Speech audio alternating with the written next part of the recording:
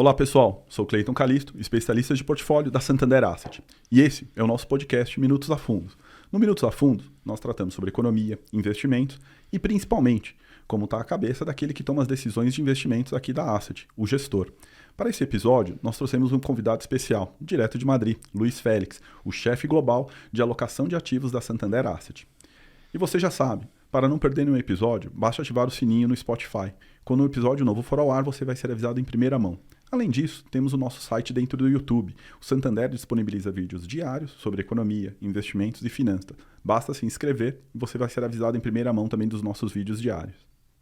Vamos iniciar o nosso podcast aqui com o Félix. Luiz Félix, como eu comentei com vocês, pessoal, é o nosso convidado hoje. Obrigado, Félix, pela presença, pela disponibilidade de tempo aqui de estar falando com a gente, com os nossos investidores. Obrigado, Calixto. Super prazer estar aqui. Bom, o Félix, como eu comentei com vocês, pessoal, é o chefe global de alocação de investimentos, de ativos da Santander Asset, fica sediado em Madrid e está aqui numa temporada no Brasil visitando clientes e falando um pouco da atividade dele aqui dentro da Santander. E eu começar a nossa conversa, Félix, trazendo um pouquinho da sua experiência profissional, né? A gente sabe que você tem uma experiência, né? Nós que somos aqui do Santander sabemos da sua experiência.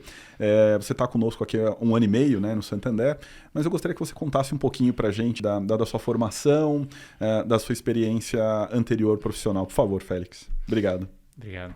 Então, na verdade, minha carreira começou, no fundo, no setor de pensão dentro do Brasil. Então, na verdade, eu tive a felicidade de ser um dos fundadores de um fundo de pensão do governo de Minas Gerais, no começo da minha carreira. E depois disso, eu tive uma carreira internacional. Na verdade, fui fazer o mestrado fora e depois me uni a uma gestora na Holanda, que era o ABN AMRO. E depois fui para um fundo de pensão holandês, que é o maior fundo de pensão, um dos maiores fundos de pensão do mundo, que é a APG, e estive lá fazendo gestão na parte de alocação de ativos para esse grande fundo de pensão por 15 anos. E daí vem minha grande experiência no setor de investimentos institucionais. E há 1 ano e meio fui para Madrid a convite do Santander e aí estou, né, na Global Asset Allocation. Pô, que bacana. E você também tem uma formação acadêmica bastante expressiva, né, Félix? Como você mesmo comentou, né? Você fez o mestrado na Holanda e também tem o doutorado, Sim, né? Na verdade fiz o mestrado na Inglaterra e depois fiz o doutorado na Holanda em finanças comportamentais. Né? Que legal. Em finanças quantitativas e comportamentais. Pô, bacana. Boa. Aí, pegando um pouco, vamos puxar já para o nosso tema aqui principal, trazendo um pouco dessa sua vivência internacional e com clientes, né, e fundos de pensão, né, essas alocações. Como que você vê, né, a educação financeira do investidor e da pessoa, né, do indivíduo que está dentro desses fundos de pensão lá fora, né? Uhum. Como que é essa educação financeira desse participante, né? Eu acho que é um desafio sempre, né? Eu acho que dentro do conselho de administração, onde você tem sempre, né, uma partição entre participantes ou representantes do membro, representantes da patrocinadora, você tem sempre um perfil heterogêneo dessa composição especialmente em tempos de crise, é super difícil manter né, uma tomada de decisão racional dentro desses conselhos. Então tem toda até na Holanda, dentro dessa parte acadêmica, eu fui anteriormente até mesmo convidado a participar de gestão de conselhos de administração de fundos de pensão para ajudar eles entenderem os seus vieses comportamentais e entender quando, em situações de crise, tentar desligar ou, no mínimo, identificar esse tipo de viés. Que é uma coisa que, dentro da minha carreira e acompanhando, vamos dizer assim, múltiplas crises dentro de investidores institucionais, o que você percebe é que, na média, o conselho panica e toma a decisão errada, na hora errada, e que é realmente detrimente ao futuro, né, saúde desse plano. Claro. E acho que esse é o grande problema que hoje a gente tem, né? impulsividade, às vezes, na tomada de decisão, né, Félix? Isso acaba estragando um pouco a acumulação, até mesmo a estratégia de alocação, né? E aí que é eu acho que a grande arte de ter uma gestão de partes interessadas, né, vamos dizer assim, informada ou aprimorada, é conseguir trazer para dentro desse conselho essa discussão dos vieses comportamentais para inicialmente trazer reconhecimento, awareness, né, desse time de que isso acontece e colocar instrumentos de governança de como tomar a decisão dentro da crise. Tá bom. Então, parte do processo de mitigação de risco de um fundo e de implementação de uma estratégia de alocação estrutural é também colocar na parte da implementação uma estrutura de tomar decisão em crise, né? E que é basicamente uma governança. E que parte disso é a educação do conselheiro em relação a esses aspectos. Mas não é fácil, né? Porque sempre mexer com, vamos dizer assim, o brio de pessoas que têm uma carreira, né, longa por estar no conselho de administração. Claro, imagina. Imagina que o gestor, normalmente, que tem vieses comportamentais, já é difícil. Imagina alguém que está no conselho de administração. Tem uma experiência profissional maior, já tem uma vivência diferente, né? Já é mais sênior, né? Exatamente. É mais difícil, né? Exatamente. Mexer com, mexer com ego, né? Exatamente, mexer com ego, mexer com o ego das pessoas, que é uma das coisas mais difíceis. Mais difícil que tem um ser humano. Você estudou behavior, sabe bem disso. Né? Exato. Vou voltar um pouco, Félix, aqui pro podcast, porque eu não fiz uma pergunta que eu sempre faço para os meus convidados aqui. Como que é o dia a dia do seu trabalho dentro do Santander, né? Na Asset, né? Como que vocês tomam as decisões? O que vocês têm de ferramental? E como que são essas decisões de alocação de ativos, né? Porque aqui no Brasil a gente tem uma equipe, uma parte da sua equipe está aqui no Brasil, né? Então, conta pra gente também como que é esse seu dia a dia lá na Asset em Madrid, né? E isso é importante pra gente contextualizar aqui a nossa conversa, né? Perfeito. A gente tem um processo que a gente chama de Quantimental, que é basicamente um processo híbrido entre quantitativo e qualitativo, ou fundamental, ou discricionário. Tá bom. E no dia a dia, basicamente você está rodando esses dois processos em paralelo, né? E você, ambas partes têm um centro, um cerne muito baseado em macro, né? Muito baseado em entender o que está acontecendo com as economias, entender em que regime da economia você está, quais são os cenários para evolução desse regime para um próximo regime. Então, é muito... o que a gente vai dizer que a gente faz isso no escopo global, é muito global macro. Tá bom. E no dia a dia a gente está sempre reavaliando o que está acontecendo no mercado, né? O pricing, os dados de mercado. A gente acompanha muito dessas evoluções com nowcastings, né? Que são instrumentos de curto prazo em entender o pulso da economia. E a gente, vamos dizer assim, a gente tem um comitê mensal. Mais semanalmente a gente faz uns refreshes, uns updates de algumas coisas mais técnicas, mas mensalmente a gente busca trazer o insight qualitativo ou discricionário e quantitativo. A gente traz isso para uma mesa, né, de discussão. E dentro dessa discussão, onde você tem um processo quantitativo em paralelo ao discricionário, você tem uma decisão final, que no final é discricionária. Tá bom. E aí, basicamente, lá você foca em tentar achar divergências entre os dois pontos. Se existe, você tem que resolvê-la. E se você está alinhado, você tem um sinal de que existe um alinhamento, então talvez a gente possa tomar mais risco. Dentro dessa discussão... A discussão final é uma risk budgeting, é uma discussão de orçamento de risco. De falar, então decidimos direcionalmente onde você quer ter, onde é que você quer estar e quanto de risco a gente vai tomar. E, obviamente, a gente tem instrumentos também para indicar uma alguma coisa automática nisso, mas no final isso é uma discussão, é uma decisão final discricionária. Bom, isso é bacana, porque você trouxe uma parte do que a gente já falou aqui para os nossos investidores, para os nossos clientes, Félix, que é o trabalho do Guido, junto com o quantitativo, o trabalho do Jarra, né, do Eduardo Jarra, que é o nosso economista e estrategista, né, e junto com as decisões de multimercados do Baltar, né, do Gustavo Baltar. Então, acho que deu para a gente fazer um link bom aqui. Eu vou fazer esse link aqui para os nossos ouvintes, para os nossos investidores, importante, porque o Guido, sempre quando ele fala, né, da estratégia do Valência, né, que é o fundo multimercado quantitativo que a gente tem, mas a gente não olha só o quantitativo, é um pouco disso que você trouxe da visão mais global. A gente tem exatamente essa implementação na estratégia do Guido.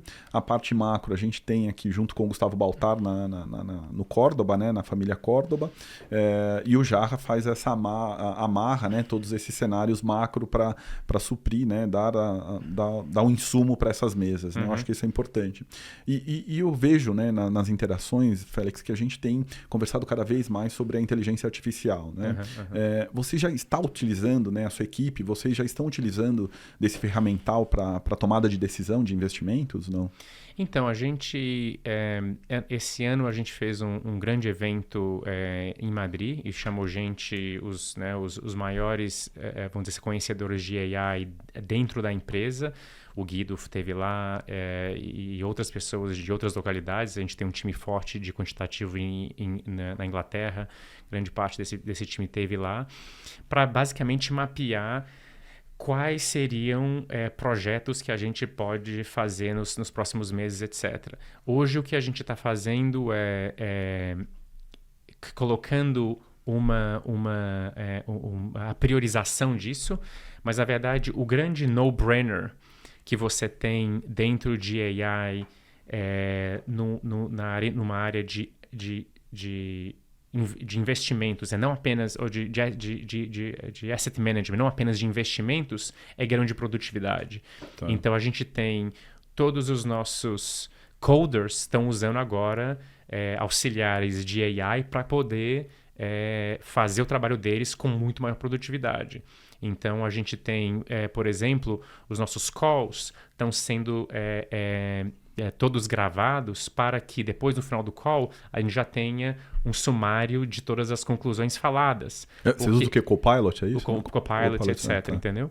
Então, a gente tem alguns ganhos de produtividade assim. E na área de investimentos, a gente tem assim, iniciativas de, por exemplo, utilizar dado para poder fazer dado de language, né? De Natural Language Processing, para poder criar por exemplo, a gente trabalhou durante esses últimos meses, criar um fundo de tecnologia baseado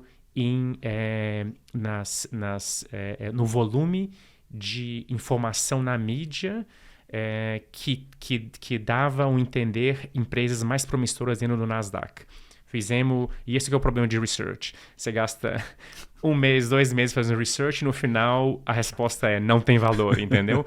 Então você tem que estar preparado em pesquisa de fazer isso. Então a gente é um grande believer de utilização de Natural Language Processing no processo de investimento, não apenas na criação de um sinal, por exemplo, quantitativo de alfa, mas também de utilização de language para poder fazer outras várias coisas, do tipo entender aonde está o foco de mercado, quais são os tópicos que são mais relevantes para o mercado, que às vezes não é um sinal de alfa, mas é dizer para o investidor discricionário qual que é o principal narrativa de mercado. Tá bom. E aí ele vai fazer a análise de, esse agora é um tema relevante, o que está acontecendo aqui?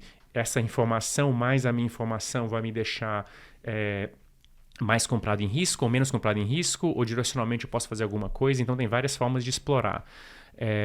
Então a gente tem, na verdade, uma série de iniciativas, né? Assim, a gente já investigou em coisas interessantes do tipo deep learning para construção de portfólio. A gente já tem coisas interessantes do tipo fazer previsão de moeda usando modelo de árvore, né, etc. Então a gente tem algumas, vamos dizer assim, punctual iniciativas que estão sendo desenvolvidas nos diversos times, etc. Mais globalmente, eu diria que o mais clear, né, case é tipo assim, ganho de produtividade, né? Claro. E aí, de novo, é na operação do seu day-to-day, mas também de fazer mais. Então, por exemplo, a gente tem um case que é criar reports de uma forma automática. Então, se a gente hoje gasta tempo de alguém fazendo um reportzinho que é customizado para um cliente X, a gente pode usar, né, umas estruturas na parte de Artificial Intelligence para criar reports que são altamente customizados para um cliente de uma forma automática. Então, então ele está te auxiliando bastante, então, né? Vocês usam como mais um ferramental para auxiliar nessa tomada de decisão de alocação, né? Ele entra como um ponto importante nisso, né? Nesse processo todo, né? Na verdade, na parte estratégica, o AI não play a role. A parte estratégica realmente é bem macro, é bem quant, mas macro e discricionário, etc. Tá bom. A gente tem, por exemplo, uns modelos bayesianos, que é meio estatística, mas não é AI, entendeu? Que ajuda a gente, por exemplo, na questão de regimes, na identificação de regimes e no refinamento do entendimento do regime. Isso é AI, estatística também. Na verdade, essa distinção é um pouco, vamos dizer assim, tem uma gray area aí, entendeu? Mas na parte estratégica isso acontece muito menos.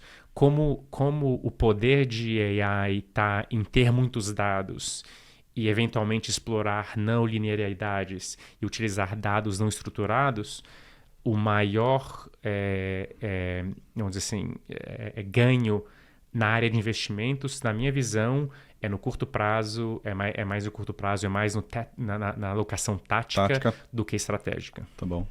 Isso é bom, porque a gente tem ouvido, principalmente aqui no Brasil, cada vez mais, né, a inteligência artificial participando desses processos de investimentos. Né? Eu vou voltar num tema anterior que a gente falou, Félix, que é da parte comportamental. Né? Você comentou do doutorado, né, que fez nessa parte de finanças comportamentais. Quais são os vieses comportamentais, né, mas que mais afetam, né, o processo de investimento? Né? Afetar negativamente, né? Tô dizendo, pensando nisso. Então, e aí eu acho que volta até nessa parte do quantimental, né? Tá bom. Então, o que acontece? Teoricamente, o gestor discricionário, ele tem uma ancoragem, que na verdade é um dos vieses, né? E a ancoragem assumindo que é custoso, né? Custa você refresh. Como é que é em português? Se atualizar sua informação, você acaba tendendo a não mudar sua visão muito. Porque, e não é assim, refresh a spreadsheet. É mentalmente mudar de um regime para outro. Fazer toda essa análise é custoso, entendeu? Então, a gente está no modo automático já. Está no modo automático e no final você cria uma narrativa interna e que você... Não é que você se apaixona por ela, mas ela fica um pouco parte de você, parte de como você é entendido lá fora e etc. Até mesmo para consistência, você acaba não mudando sua posição.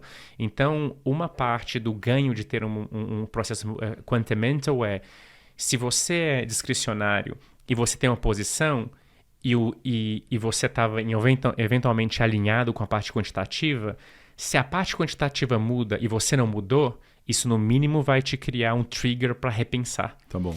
Então, é uma questão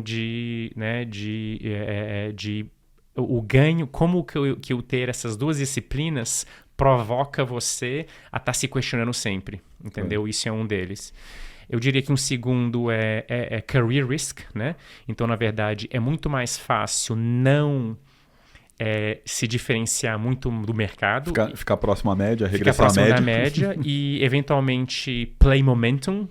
Simplesmente para onde o mercado está indo, eu estou indo porque... Efeito manada, né? Porque efeito manada e eu nunca vou estar muito errado, entendeu? E, obviamente, isso também é uma estratégia de investimento, entendeu? Então, quantitativamente, você pode ser um trend player, né? Como toda a indústria de CTA está baseada nisso. Mas quando você tem esse career risk, você tende a fazer isso quando você não está, né, tendo esse estilo de trend, né, following por ser. Então você está sempre buscando uma outra razão para estar comprado ou vendido, etc. E aí, uma vez que você está seguindo a manada, você tem que ficar se perguntando: eu estou seguindo porque eu realmente acredito que isso está acontecendo? Ou eu estou simplesmente criando uma proteção para mim porque eu não quero estar errado muito fora de... Quero estar junto com o mercado. Exatamente. Ali, né?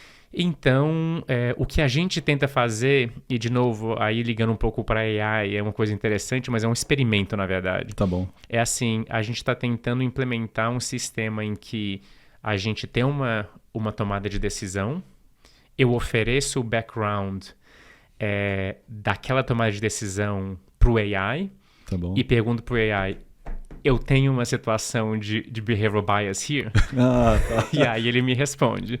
E às vezes ele... E aí você tem que racionalizar se a resposta do AI realmente... de novo, é a questão de trazer conhecimento. Ele fala, o AI fala, você provavelmente está se incorrendo nisso. Legal. E aí você tem que fazer uma autoanálise de falar... Eu estou incorrendo nisso ou realmente eu tenho uma convicção nessa trade e isso aqui é simplesmente uma correlação espúria, entendeu? Claro. Então, é uma forma. Mas, eu acho que, vamos dizer assim, parte do meu PhD e como você utiliza isso na prática eu trouxe... O meu PhD era muito específico, né? Era como que preços de opções são viesadas no lado do put, né? A put ele é muito mais precificado, muito mais cara, porque na média os investidores têm muito loss aversion, tem muito mais aversão a risco do que aversão ou que aprecia o ganho de uma forma igual. Então a teoria fala que a utilidade de perda é muito menor proporcional ao ganho. E isso cria a tendência de os ativos que protegem, de proteção, serem mais caros do que os ativos de aposta no upside, né? E tem a história da versão à perda, né? Que entra nisso, né? Entra nisso. Que entra um pouco nisso, né? Que o indivíduo tem muito mais medo... Ele não tem aversão a risco, mas ele tem mais medo de perder. Se você, como investidor retail, né? Ou tipo assim, individual, tá olhando na sua carteira diariamente, você tende a estar rodando ela demais. Porque você percebe a perda muito rápido, e ela te sensibiliza mais, e etc, entendeu? Então tem toda uma... E na verdade isso acontece de duas formas, por isso que eu comentei, tipo assim, não, tem os dois efeitos, né? Eventualmente você vê a perda e tem outro viés que você acha que você vai... reverter a perda, aí você, na verdade, segura a perda por muito mais tempo. Você fica agarrado àquela ação que você perde mais e não vende aquela que você ganha, né? E, na verdade, você vende muito rápido a que você ganha, entendeu? Mas das conclusões dos diversos vieses aí da parte de retail é que, na média, o investidor de retail trada muito mais do que ele deveria. E porque trade, especialmente em retail, é custoso, ele acaba que gera muito custo de trading. E no final, né? Isso no longo prazo vai ser... Danoso para o portfólio. Isso é interessante você trazer. Eu adoro Behavior Finance, eu estudei aqui no Brasil também, claro que não tão profundo, fiz um mestrado mais recente nessa linha também, porque o investidor local tem muito isso, né, de ver que está, principalmente na renda fixa, né, na renda fixa é pior, porque na renda fixa está na cabeça do investidor que ele não pode perder dinheiro, né, porque é renda fixa, né, o nome já diz. Quando ele vê uma perda ali ou num produto que tem de uma renda mais garantida, ele fica desesperado e sai, fica segurando aquele produto e sai daquele que ele está ganhando de forma mais rápida e esquece de balancear gerenciar o portfólio, né? Que é um pouco do que você está falando, né? Você fica ancorado, às vezes é no efeito manada, isso acaba estragando um pouco a sua estratégia de investimento, é isso, né? Então, eu acho que na parte de Behavioral Finance, na verdade, o grande, vamos dizer assim, catch é você entender que eles existem, entender os diversos tipos, porque eles são muito claros na descrição do como eles acontecem, Tá bom. e tentar fazer uma autoanálise de Se proteger, entendeu? E, obviamente, como eu falei, isso é muito mais sensível num comitê, em que você está eventualmente expondo, né, tipo assim, algumas pessoas na situação, mas privadamente é uma coisa que é um exercício de autoanálise, de conhecer quais são as suas próprias limitações e tentar checar se você está incorrendo naquilo ou não, entendeu? Entendi. Mas e como investidores profissionais, a gente tem que, dentro de um time, criar esses ferramentais, né?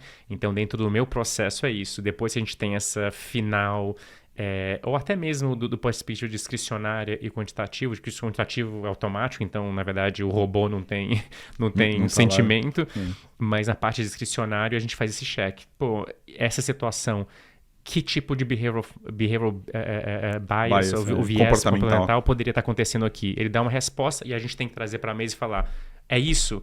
Sim ou não? E move on. Tomar decisão. Vai tomar decisão, se mexe. O Félix, só um adendo aqui, pessoal. O Félix fala alguns termos em inglês, é porque ele não é Faria Limer não, né, Félix? É que você está mais de 25 anos fora já. Pois é, eu rateio de vez em quando. Desculpa. Não, eu tô falando isso porque o pessoal fala, não, é Faria Limer, fala termos em inglês. Não é isso, não.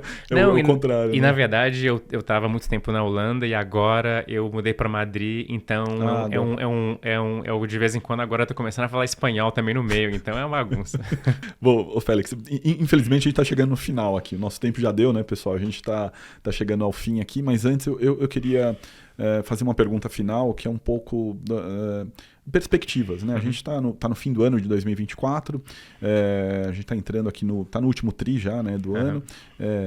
Dá um pouquinho da tua perspectiva, né? A gente no Brasil, não preciso falar, mas só contextualizando os nossos ouvintes aqui, telespectadores, né? A gente tem uma queda, uma alta de juros no Brasil, né? Selic para cima, inflação pressionada, e eu acho que isso justifica um pouco dessa alta de juros no Brasil. Mas quando a gente olha lá fora, Estados Unidos e Europa, com uma tendência de queda de juros, né? Estados Unidos iniciou o processo de corte de juros agora em setembro, Europa já vem, né? O ECB, né? O Banco Central Europeu já vem numa trajetória de juros, cortando juros, né? Como que tá a cabeça de vocês, né? Da sua equipe, sua, para 2025, olhando essa diferença, né, de política monetária, né, diferencial de juros aumentando, Brasil e Estados Unidos, né? Então, como que dá um contexto para a gente fechar aqui, né, para 2025, por favor? A gente, durante o verão, né, a gente achou, né, um pouquinho pré-verão, as notícias em relação à inflação nos Estados Unidos realmente foram positivas, realmente tirou a grande incerteza de que o Fed vai conseguir, né, cortar juros, né? Isso foi tirado, aí você teve um pouco desse scare durante o verão, né? Em relação verão europeu, né? Agosto. Verão, exato, desculpa, verão agosto. Isso é uma recessão e, obviamente, dependendo de onde você olhar, você podia estar mais preocupado ou não, né? A gente que tem uma análise, de novo, mais fundamental da economia em termos de macro, regime, né?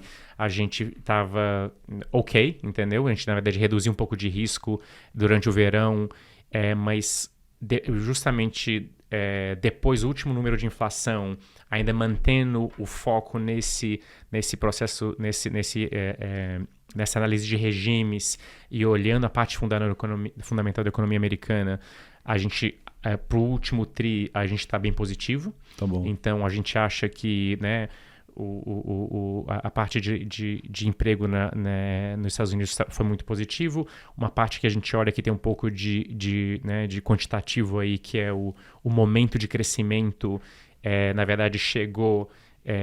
ele passou do vale dele e agora começou a crescer. Isso não quer dizer que a economia está acelerando, mas que ela está desacelerando num pace menor.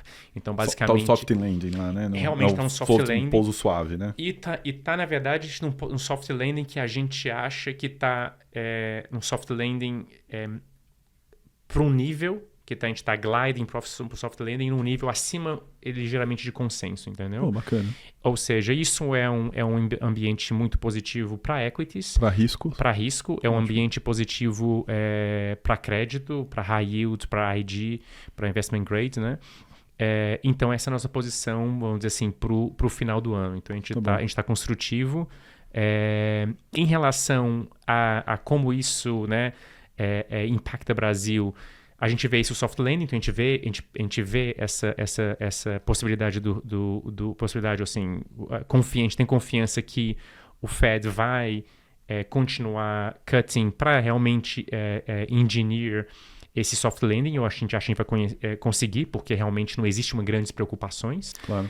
E isso vendo os Estados Unidos baixando o juro e a gente com o juro mais alto, se o background global não é negativo, e não é porque os Estados Unidos está conseguindo chegar no soft landing, claro. Isso eu vejo como um ambiente positivo para mercados mais cíclicos, incluindo emergentes e Brasil. Tá bom. Então, esse é um pouco do background. Mas isso é uma coisa que eu queria, só para finalizar aqui, vamos lá. Deixar. Uma das coisas que é o mais perverso, que é comportamental, essa procrastinação em investir, né? Então, acho que o grande impacto, que eu acho que a gente tem conversado muito lá na Espanha, como fazer isso de uma forma mais ampla, é fazer educação, não do board, não do gestor profissional, mas como que a gente pode trazer financial education, educação financeira, para todo mundo. Porque, na verdade, a coisa mais perversa é pessoas que poupam, não que investem. E no longo prazo, pessoas que poupam, a inflação come o valor de compra dessa poupança. Se você não investir, você investir desde cedo, você está basicamente garantindo um futuro pior. Por isso que investir, né? Colocar seu dinheiro em classes de ativo é muito melhor no longo prazo que colocar em cash, né? Deixar na renda fixa curtíssimo prazo, entendeu? Mas é um trabalho, porque isso tem uma amplitude, um impacto muito maior, mas vamos dizer assim, a primeira regra para gente que está ficando velho e quer ter alguma coisa para aposentadoria. Investir cedo e investir, não poupar, desde muito cedo. Isso é interessante. Esse é um fundamento importante das finanças comportamentais que a gente não atenta aqui. Fica o convite já, a próxima vamos falar de finanças comportamentais. Legal. E mais uma vez, obrigado pela disponibilidade, pela troca de ideia. Pessoal, quero agradecer vocês que ficaram aqui conosco até o final. Mais um recado aqui final de novo, né? Não esqueça de seguir a gente no Spotify. A gente está nos principais tocadores de podcast disponível na mídia. No podcast, no Spotify, lembre de ativar o sininho. Quando o episódio novo for ao ar, você vai ser avisado em primeira mão. E é isso, pessoal. A gente vai se falando. Obrigado. Tchau. Tchau. Obrigado.